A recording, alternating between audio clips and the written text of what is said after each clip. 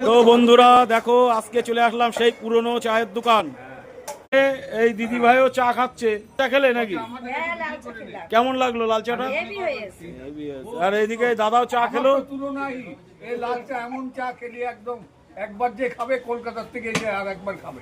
অনেকেই জানে না, নেতাজি মার্কেট যখন টিনের চালের ছিল সেই আমল থেকে আমি ছোটবেলার থেকে এই দোকানে দুধ খেয়ে মানুষ, আর আজকে এই দোকানে আমি চা খেতে এসেছি। আর এই লবদার চায়ের দোকান বহু পুরনো, নেতাজি মার্কেটের ভেতরে মাছ বাজারের সোজা গলি। আর হ্যাঁ, আর আমার বাবা এই নারায়ণজাটার দোকানে তো চা খেত। এরা হচ্ছে নারায়ণজাটার ছেলে, ঠিক আছে?